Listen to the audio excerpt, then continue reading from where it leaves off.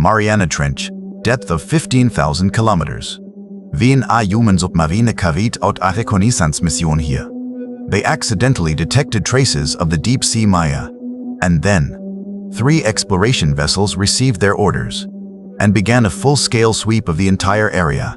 But its body was simply too enormous, making it impossible for radar to lock on precisely. Pinpointing was futile. Yet from the endless sonar reflections, the commander was convinced the deep-sea Maya must be hiding behind some reef in the dark. But still, they could not catch a glimpse of it.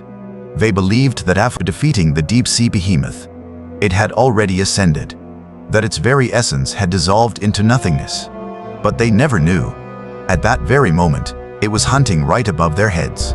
The command base was swallowed whole in a single bite, becoming fertile nourishment on Maya's path of ascension. The 3 exploration vessels also lost their signals and finally decided to return.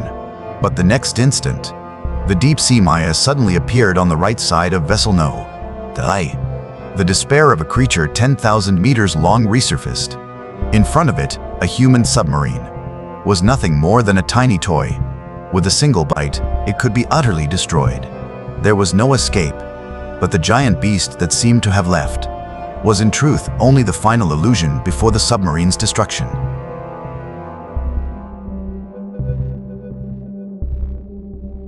To lure out an exceedingly rare deep-sea behemoth, you need a trump card strong enough. Too small, it wouldn't even fill the gap between its teeth. Too big, and you can't control it. Thus, a live elephant weighing 10,000 tons became the optimal choice for this operation. No sooner had the crane hoisted the bait into midair, tan a 10,000 meter Leviathan swept beneath the surface. Clearly, the scent of the lure hat on a deep-sea verlot beyond imagination. Then, in the very next second, Kunvitan burst from the water and swallowed the 10,000-ton elephant whole. By sheer size and brute strength, this hunt would mark the start of a savage new chapter. Apparently unsatisfied with its fresh kill, Kunvitan drove a single heckbutt that punched a massive hole in the giant ship. At that moment, anything aboard the vessel would become fertile fuel along Kunvitan's path of purification. Rather than sit and wait to die, it was better to go all in. So the cameraman, in a sudden burst, plunged into the bone-chilling sea. Admirable as his courage was, the Reaper's scythe seemed far from finished, because beneath him, an even larger, fully formed Leviathan swam past. Mariana Trench, 15,000 kilometers deep. Since the decisive battle between Maya and the Leviathan, the Allied forces have completely lost track of Maya.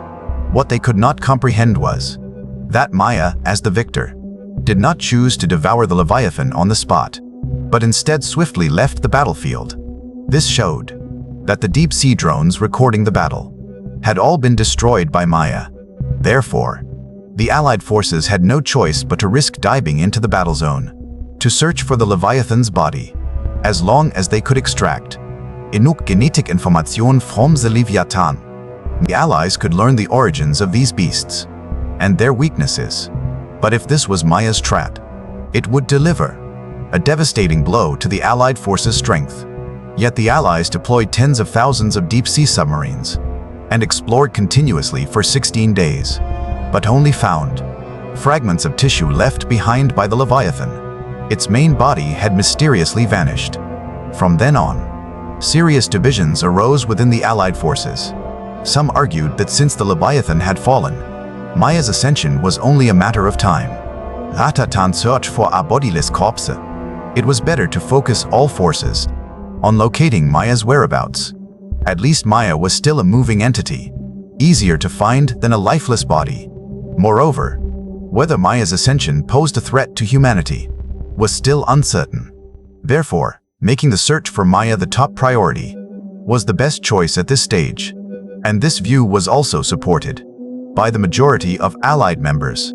However, a small faction within the alliance expressed a different opinion. They believed the Leviathan had not perished, although they had seen it sink into the deep sea with their own eyes. Since no body was ever found, and the possibility of it being devoured by another giant creature was ruled out, They insisted the Leviathan must still be alive. Perhaps by now it had already left the battlefield. And as long as the Leviathan still lived, then Maya will be unable to complete its ascension. They would be forced to clash again. So long as you follow the Leviathan, you will surely track down Maya's movements. But now, the two mysteries that plagued them for years have finally been unraveled. The same classified document reveals that the Allied forces not only confirmed the Leviathan still lives, but also pinpointed Maya's whereabouts. And these two titans seem to have reached some sort of understanding. However, with a leak of the classified files on the Leviathan and Maya, two opposing views have emerged across society. The first is the hawkish faction. They believe the government has the right to hunt. These uncontrollable monsters. After all, the existence of these titans not only end us humanity, but it remains impossible to know whether nuclear weapons could inflict effective damage. And regarding this view, the Allied forces can offer no definitive answer. They can only proceed step by step until the best solution is found. The second view is the pacifist camp. They argue that existence is justified. Moreover, these titans have not demonstrated deliberate attacks on humans, so a protection plan should be adopted, as long as they are prevented from entering human domains. But if you were the head of the Allied forces, which side would you choose?